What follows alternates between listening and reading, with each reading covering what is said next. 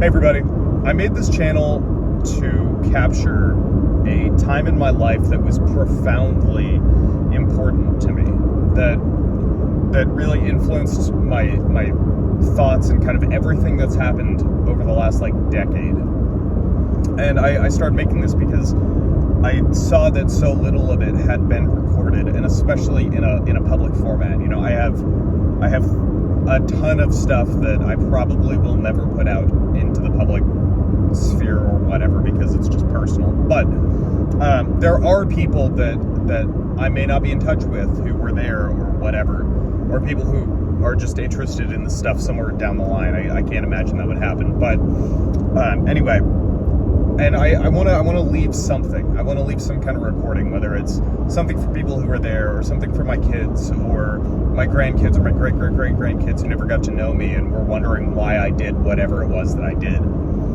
And so that's the point of this channel, really. And so I went with these kind of large bastions that I'd seen, like music, you know, starting with punk rock, then black metal, and I have some other stuff planned as well that I'll be getting into. But the point of this is to record a time in my life that had a profound effect on my thinking, and that really kind of shaped the way I go through life and a lot of the decisions that I make. And this is a time in my life that I look back on fondly. Sometimes I look back on it with a little bit of longing or nostalgia, but mainly I'm just happy that it happened and that I got to be there for it. And so in focusing on these bastions, I think I've used these as sort of like a bit of sand that an oyster can turn into a pearl.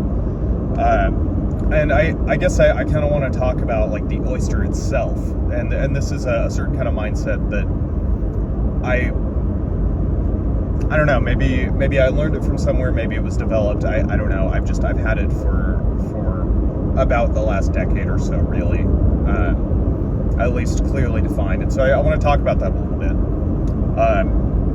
Very quick, I hope this doesn't discolor other videos that I've made or other content that I've put out. Clearly it's all connected, but this will get a little bit political, and I'm really hoping that folks can separate this from some of the other stuff I've talked about. You know, if I'm talking about specific bands or something like that, I'm talking about them because of their own merits, not because of my own weird little political whatever. So anyway, so getting into this mindset, what actually is this? Because now it's been 3 minutes and I haven't actually said anything. This mindset is the concept of, I kind of hate the word, but the tribe or the small group versus the army or whatever. And I think the biggest, or the best example of this that I can come up with has come from a lot of conversations I've had with a very, very close friend of mine. He's like an older brother to me, basically, where we were talking about Rome, and a lot of guys, a lot of dudes, especially a lot of dudes in the circles that we kind of exist in or around, are super into the Rome thing. They're all about Rome and the Roman legions and the power and extent of the Roman Empire and how it was the greatest empire on earth and all this other stuff. And so we hear about it a lot. There's a ton of Roman history out there. There's a lot out there about it, and both of us were like, dude, Rome sucks. Why would you want to be a part of Rome? And I know that can come as kind of a shock, honestly, to a lot of folks, because it's it's Rome, it's great, I think the same concept kind of applies to people who are super into the Crusades. And I think the Crusades are probably an even better example of this. So people like to look back and they're like, yeah, it was so great. You know, people had this identity. They had a thing to be a part of. It was the bundle of sticks that you see on flags or whatever. You know, it was individually we're weak, but together, we're strong or whatever. And so there's this concept that we've talked about, this idea of that sucks. I wouldn't want to be a crusader. I wouldn't want anything to do with the Crusades. And I think oftentimes people get confused because they look at Rome or they look at the Crusades and they're like, that's where my feelings would exist. I identify with that. I would be a part of that. I would look around and see people who are my people, who believe the same stuff as me, who think the same way as I do. And I guess our way of looking at it is being like, no, that's not who we want to be, and that's not how we want to be. And this idea was profound. It had this profound impact on me. This idea of like, no, don't be a Roman. Be one of the Germanic tribes that they were fighting against. Be the people who lived in the Teutoburg Forest or Teuta or whatever. Be those people that be be the Scottish who were such a nuisance that the Romans were just like, you know what? Build a wall and keep them out. We just can't do it with these people, and we're going to be so mad that we're going to write all of this horrible stuff about them because we, the greatest empire ever on earth, can't deal with a bunch of blue people from the swamp who are naked. And that's it. That is the core of this idea right there. Be a part of the small group. Do your own thing. Don't just assimilate and try to be the same as everyone else. But it is way more important for you and your friends to get together and create your own thing, do your own thing, whatever it is. I think I just recently talked about this in another video, but yeah, don't just seek to be a part of the whole. Don't seek to be a cog in the machine, because yes, the machine may be mighty, but you are more important than a cog. To say that you are just a cog is to give up all responsibility, to give up, well, responsibility's got kind of a negative connotation, but it's to give up any chance of you using the gifts that you were born with to create something beautiful, to create something amazing, because all of these amazing people, Da Vinci, Michelangelo, whomever else, they, depending on how you look at it, Siddhartha Gautama or Jesus or whatever, they've used these gifts, they've used the human conscience and our ability to gather experiences and sort through them and transform them into other things. They've used this to create these amazing, amazing things that are still here. So to say that I'm okay with being a cog in the machine, I'm okay with just being legionnaire number 4,812, or I'm okay with just being some pious crusader who's just a number, and I don't think I just go out and conquer and crush and reclaim or whatever. It's to kind of give up your humanity, I think. And I get that there is the idea of existing as a part of a greater thing. There is existing as, being able to look at a great thing that has been created and say, I had a part in that. Because like the Sistine Chapel, that couldn't have been, as far as I know, that couldn't have been built by one person. And that was built by a team of people, a team of artisans who were experts at their own thing. The guy who was building the wood frame was probably an expert at building the frame. Then the stonemasons came in, then the painters, then all this other stuff. And they all did it as a team, and the sum is greater than, or the final product is greater than the sum of its parts. And that's awesome, that's amazing, that is so special.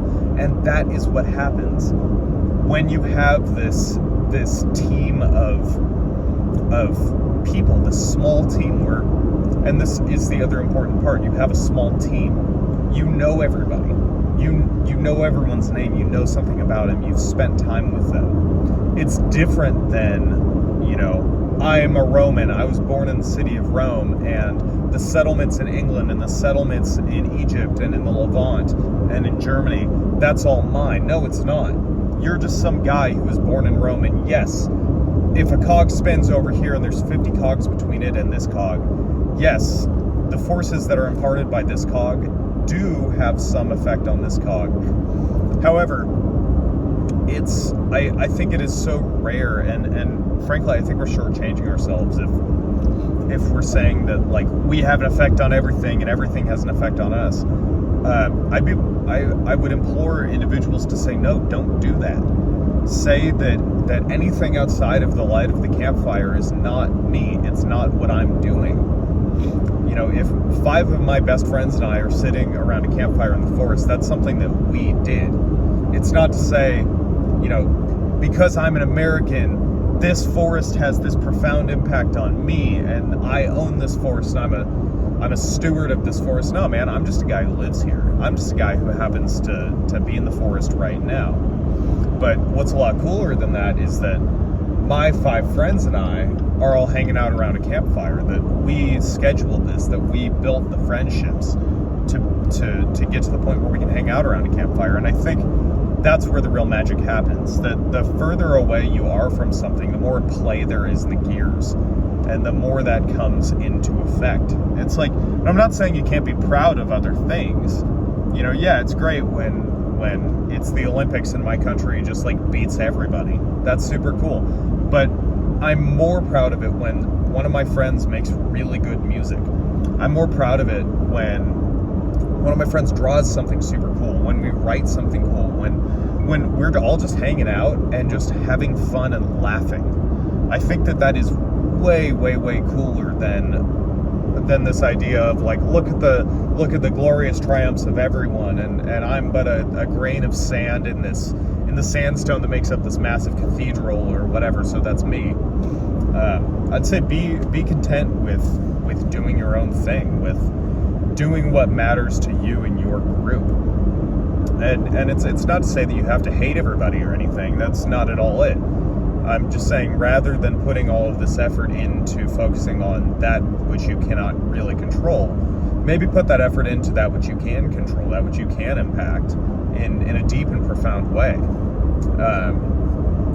Maybe another thing, and then I think I'll wrap this up because this has been pretty long, but you know, there's people that I've talked to on the internet who have had a huge impact on me, who've made me change the way I think or whatever. There's authors that I've read that are long dead, where there was never any overlap between our lives, and that impacted me, that mattered to me.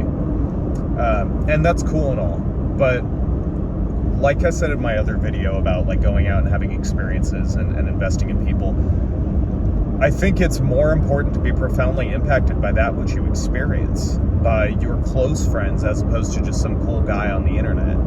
You know, it's fine if you read like a Jordan Peterson book or whoever, and they tell you to like get up and make your bed in the morning or whatever it is they say. I don't know. That's cool if that has an impact on you, totally. But I think it's a lot cooler to hear something flawed but that still has a good impact from someone that is important to you.